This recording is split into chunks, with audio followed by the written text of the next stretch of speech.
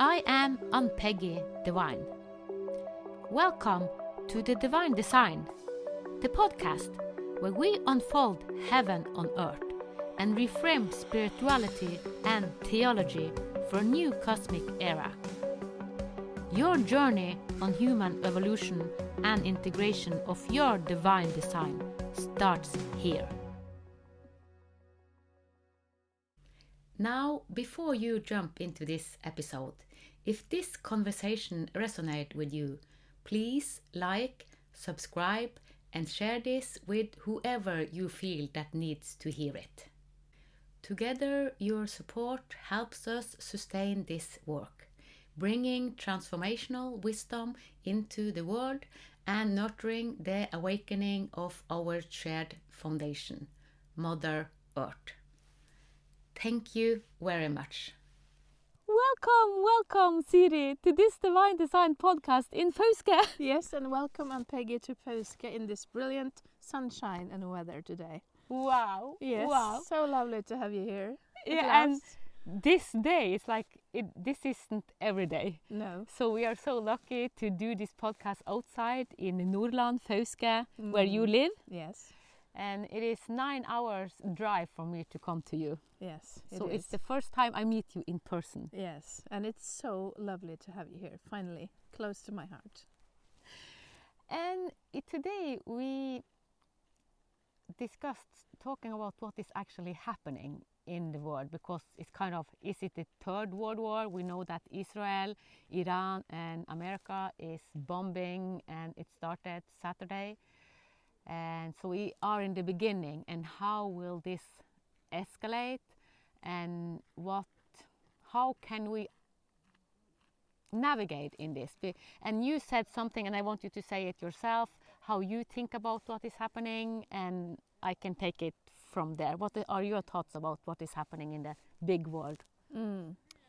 I'm here because the light is supposed to come through me and to everyone, like it does in my art, you know. Yeah. And so I don't watch news, and I don't listen to news. I know what's happening, and I don't take it in. I just let it pass, so to speak. So I see that this is something, this war situation is something that the patriarch system in the world is exposing themselves happily, and then it crumbles to pieces again, because the light will make the trolls crack in the sunlight. Yeah. So sitting here in the sunlight is very symbolic, Peggy. Yeah, it is. And because I don't feel scared, I don't feel insecure, I feel so assured that this will pass, this too shall pass, yeah. And the light will conquer, yeah. And peace will come to earth in a more feminine way. Don't you agree about that? I agree very much. Yes. But a lot of people are asking, but what about the people living in Iran? What about the people living in Israel? And they are, a lot of people are dying and wounded. What about those people?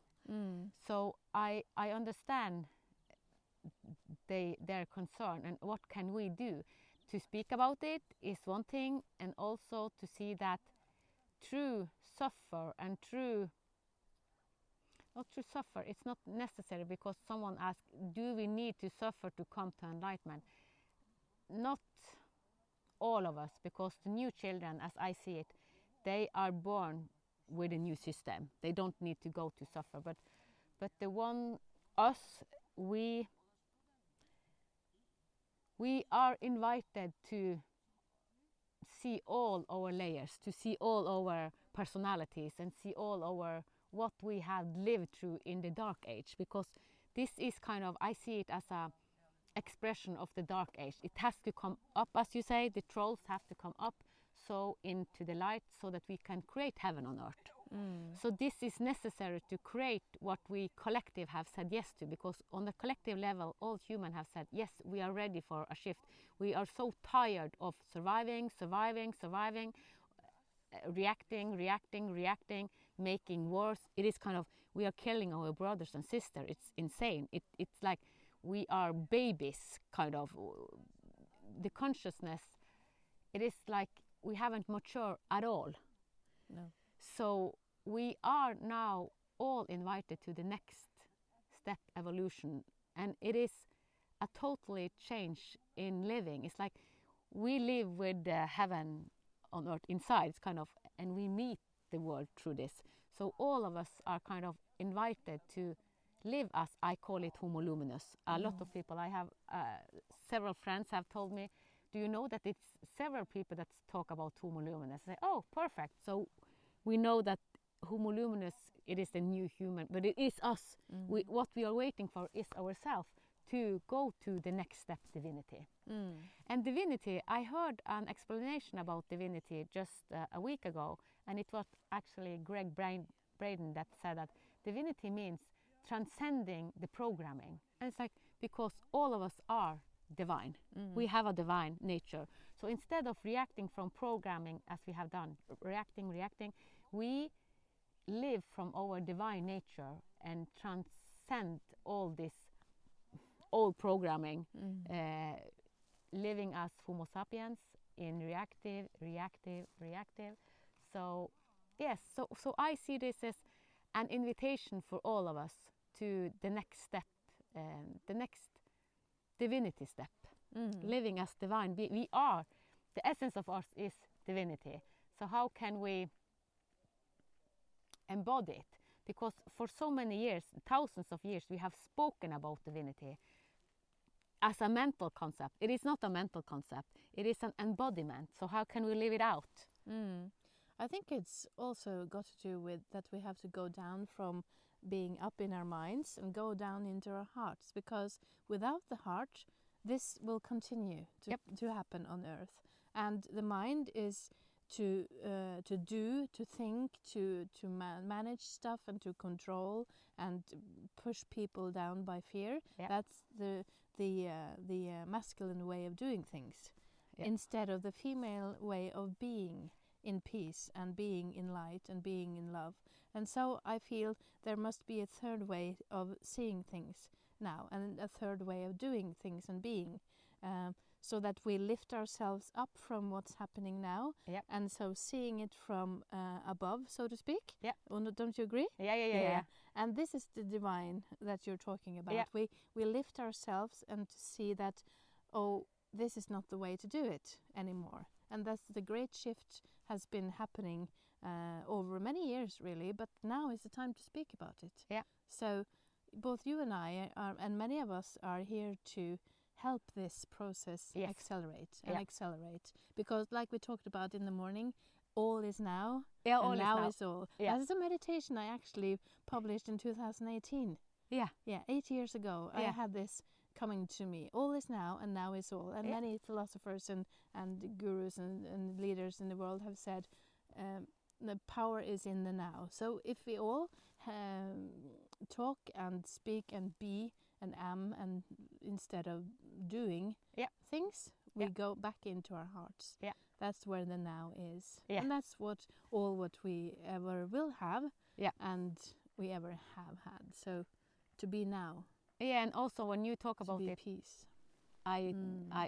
Eckhart Tolle came. Yes, and he's so he has also spoken about this for years. Yes, and the indigenous tribes have spoken about it. So it is kind of the ancient legacy of us. We know that everything is in the here and now. Yes.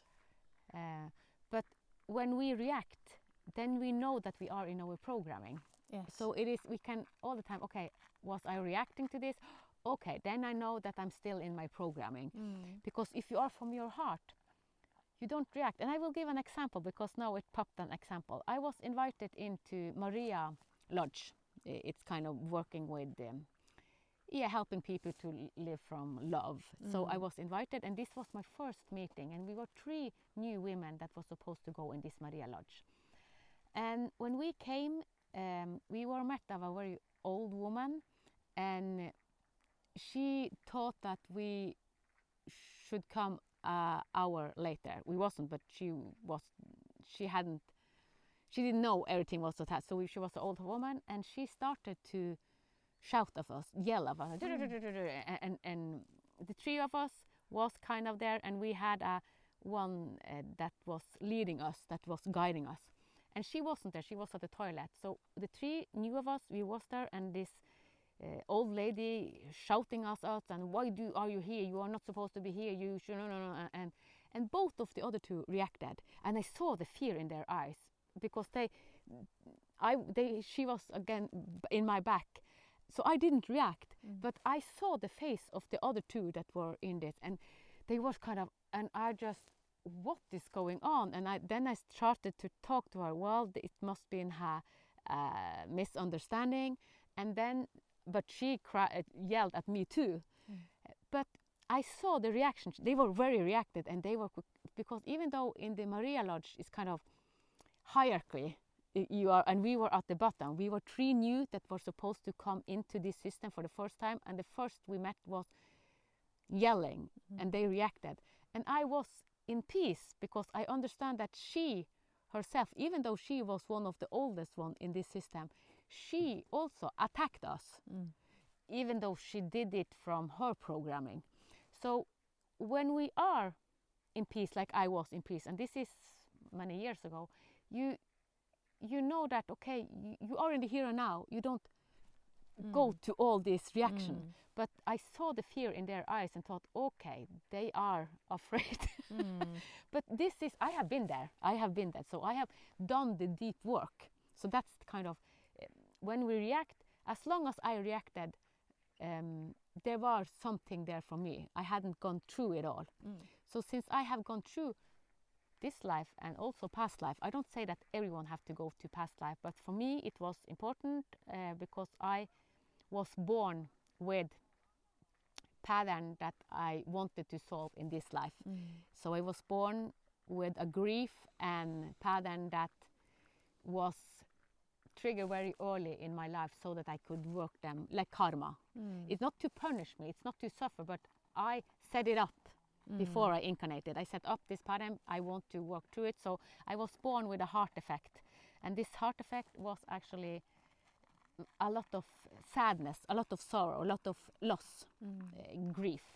So I wanted in this life to work through this grief, so I have kind of attracted hard circumstances because I wanted to work through them just in this life and past life.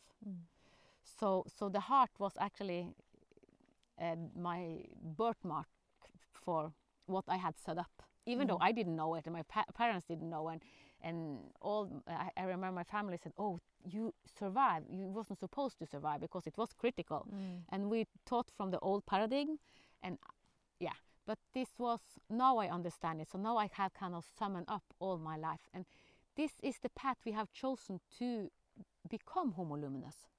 So I have walked the path, and now live as Homo Luminous. And you also, you have walked your path, kind of, and then we come to peace inside.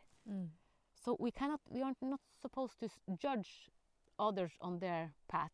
We can help them, like sisters, brothers. We can. Yeah. So, thinking and speaking of this war situation and attack of each other's nations and stuff like that, it's more like I was being asked in another podcast many years ago, what do you think about Russia's leader? And then I went into my heart and I saw that it's nothing but programming and childhood. So he's a little boy sitting there with a button that is very dangerous and can destroy very much here on earth. And such things happen.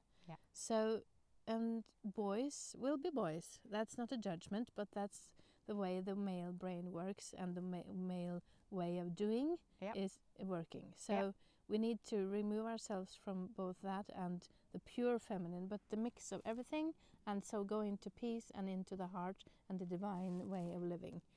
And to ask you, Ann-Peggy, because you study theology and you read the Bible and you're more religiously focused than I am.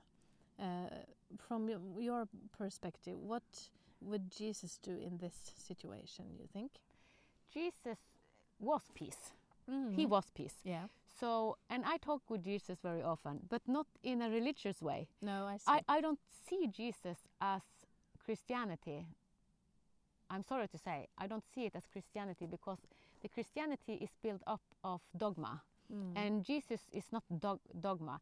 Jesus, he said that what I have become, you can become. So he showed the way. So he was like, you can follow me. And he didn't mean that we should put him in a pedestal, put him up there. He said, what I am, you can become, and you can do much more. So he showed us peace. So he showed us the way. And when I started to meet Jesus, I'm not raised religious. My mother and father, so I have not been into the religious at all. So when I had more and more kind of downloads and speaking with other entities, and when I met Jesus several times, the first time I said, no, I don't want to meet you. So I refused because I wasn't a Christian. But he came several times, and one of the biggest meeting with him was that I was supposed to meet my ancestor.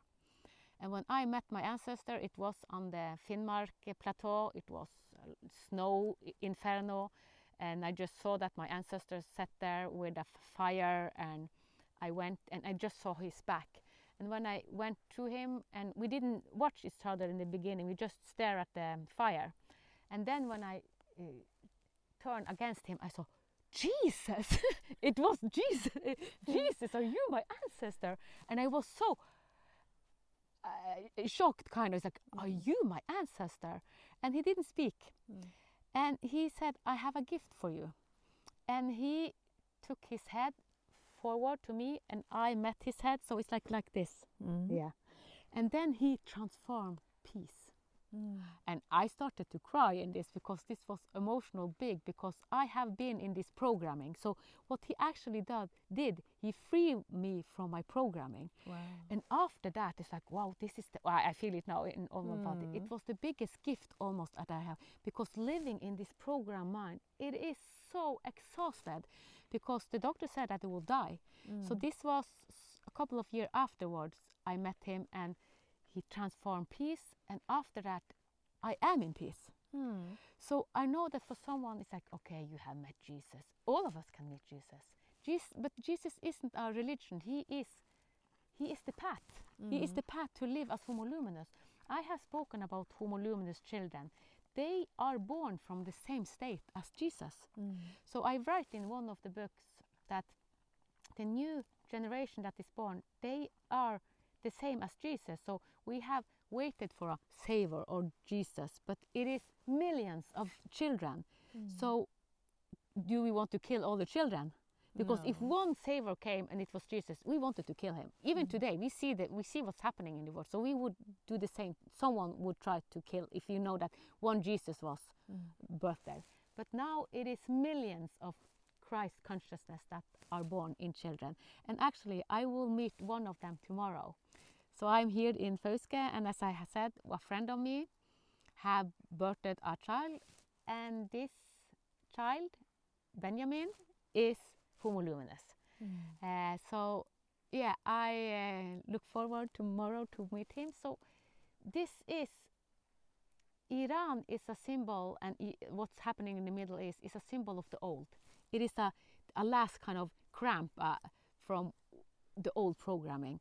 And all the new babies, Homo luminous, invites us to live in another way. And Jesus, when we say Jesus, I know that someone will be disappointed that I said it's not Christianity's Christ, but Christ is universal. It is a universal Christ. It is not a religious Christ. It is a universal spiritual Christ. So Christ consciousness, we are all invited to Christ consciousness. And it is not the old doctrine hierarchy, because Christ never wanted hierarchy. He actually showed us that no one is above and no one is under. We are all equals. Like you said a few minutes ago about it was all a misunderstanding. And I think also the Bible, and taking that literally spoken and doing it the way religious people are doing now, it's a way of misunderstanding it all. Because Jesus was, like you say, peace, and he wanted people to live in peace and help each other. And if someone did something to you, you shouldn't react, like you said. And so I totally agree. I've never been religious myself either, but I've always thought that what he did, everyone can do. Yeah. So everyone is a healer, Yeah. everyone is a friend, Yeah. everyone is peace. Yeah. So let's stay that way. Yeah. Again. Yeah. Like he did. Yeah. And he also said, I remember one sentence very clearly. He also said in the Bible, I think is there in the New Testament, am I right? Let the small children come to me. Yeah. And now, let the small children Homo luminous come to us. Yeah. Yeah. Yeah. And be the new world. Yeah. So, and we are in it too. I'm so Yeah. happy about that. Yeah.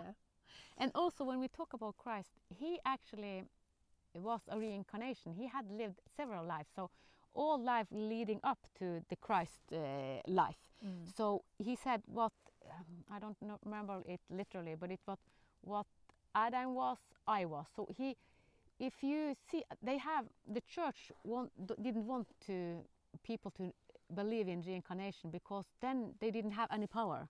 If they know that life is reincarnated, at that you have a second chance and a second chance, and Jesus actually talk about this as the God of the gift of God, because we are getting second chance with so many possibility. Mm. So it is possibility, another chance, and it's not like we are punished, but all lives we are given the gift to be more and more tuned to our divine gift. Mm.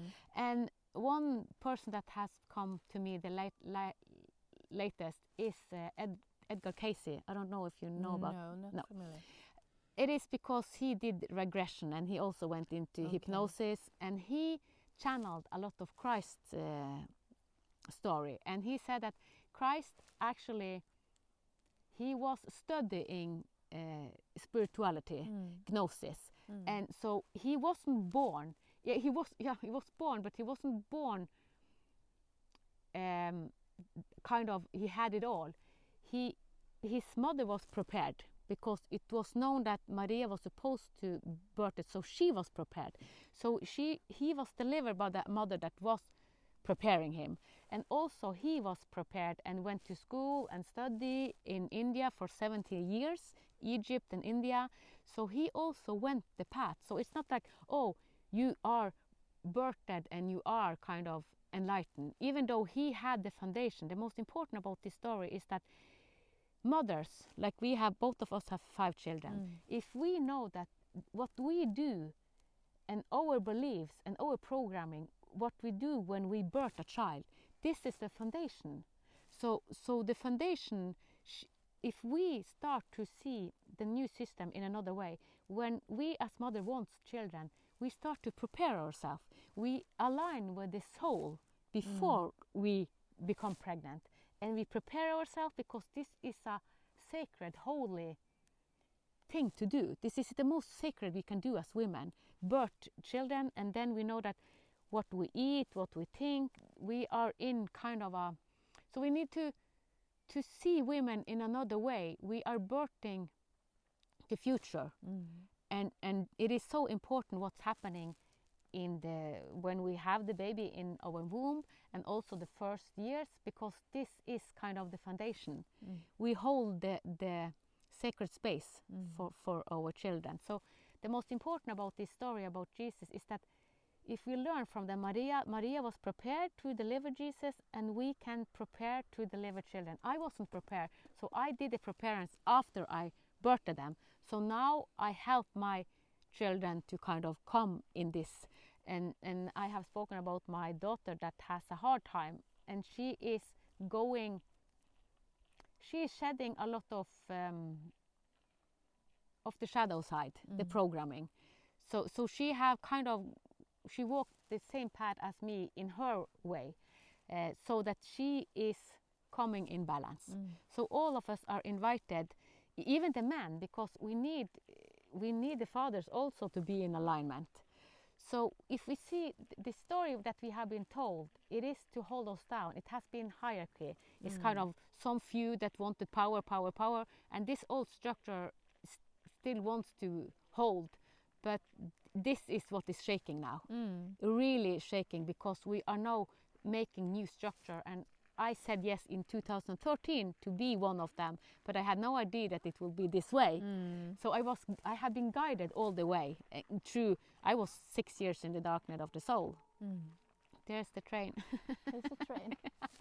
And people are walking here, so it is. But That's life. That's life. We are outside. Peaceful life. Peaceful life. We're so lucky to live in Norway, you know. We are so lucky to live in Norway. And And I've also heard many times, look to the north. The wisdom shall come from the north. And here we are. Here we are. Yes. And when you say it, I'm reminded that we have a responsibility. Yeah, we do. We have a responsibility in this Nordic country, not because we are better. We are not better, but we are small. It is easy to make new system in smaller country. We are only 5 million, and 5 million in a country, long country, and a lot of amazing nature. So we have been giving a lot of ticket, kind of. Yeah. And we have a stewardship responsibility for our sisters and brothers. Yes. That's also why I do the podcast. That's a good thing. Peaceful podcast. Peace, yeah. Yeah. Divine light. Yeah. And I don't know if you know that I have written just a book about peace. No, tell me more. I do ceremony, private ceremony. So the latest book came in a new moon ceremony, and it was the architecture of peace. Interesting. So I wasn't planned to do this, but I understand why it came through me, because I am peace. We have written a lot of books about peace, but if the writer isn't themselves in peace, it will reflect it. So it will be mental, kind of. I'm not mental in peace. I am body peace. So that's it. This book is born through me. So it's called practical peace. So I talk about how can we live with peace practical in everyday life. What we have spoken about is this. Yeah. So it comes from the inside. Yeah. Not planned either, but do you want to know what this architecture of peace looks like? On a canvas or on a paper? Yeah. Yeah. Yeah. Because that's what I do. Yeah. I channel everything you say now, I put into my heart. Yeah. And when I come home, it needs to come out. So I'm wondering if you wanted to see that. I see peace do a peace board. Dove. Yeah. Peace dove. Yeah. I see peace dove, because when I made the cover of this, it was peace dove, of course. Yeah. White peace dove. Yeah. Lovely. Wow. Yeah. Yeah. Wow. Yeah. So we are, yeah. And I love what's happening in this podcast, because we just had talking about what is happening right now, and we went from talking about war, and now we talk about peace. So it is, when we have war in one side, we have peace in the other. So it is kind of on the same polarity. Would you say it's like a seesaw? That it's two parts sitting on each side, and it's about coming to the middle to rise and ascend, like you say. Yeah. To transcend. Yeah. To live heaven on earth. And also in Casey's reading, he also said that Jesus had said that he saw that all of us will transcend and live. So even Jesus had said it, and I have seen it myself. And that's why I talk about homo luminous. I don't know which label Jesus used, but it doesn't matter. Label is just a label, but it is the new way of life. I strongly feel that it needs to come down from the mind to the heart. That's what I see. Yeah, that's magic. That's a fly in March in Norway, northern Norway, in the snow. Yeah, it was cold, so I need to have my gloves. Yeah. So even though, wow, lovely. So yes. What more is it to say about what is happening? This is an invitation. It is an invitation to choose with higher consciousness, not to react. So this is the most. But for Norway, Sweden, Denmark, Iceland, this book I have written, I have been guided to all Nordic country need to use this as a foundation. Not that I am better than anyone, but it is birthed through me, because I myself is in peace. Because the Nordic country, they have, Sweden and Norway and Denmark, we have already been into other countries in the Middle East and other to help them to come into agreement. This is our gift. All nations have gifts, And we, and as the Nordic country, we are the most balanced and small system. So it's, since we already have it, it is our responsibility to help, because we have it peacefully. It starts here and then it will ripple. So yeah. Let's send some peace then to the world. We send peace to the world, and all listening, and take some minutes to go inward and just feel the peace, not in your head but in your heart, as you say. Be peace. Be the change you want to see. Then now Mahatma Gandhi want to be here. He said, and I use this so much, be the change you want to see in the world. And I have become the change I want to see. Absolutely. Yeah. So lovely to have you here. Thank you. Thank you. If this conversation resonates with you, please like, subscribe, and share this with whoever you feel that needs to hear it. Thank you for listening to the Divine Design podcast with Ann-Peggy Divine.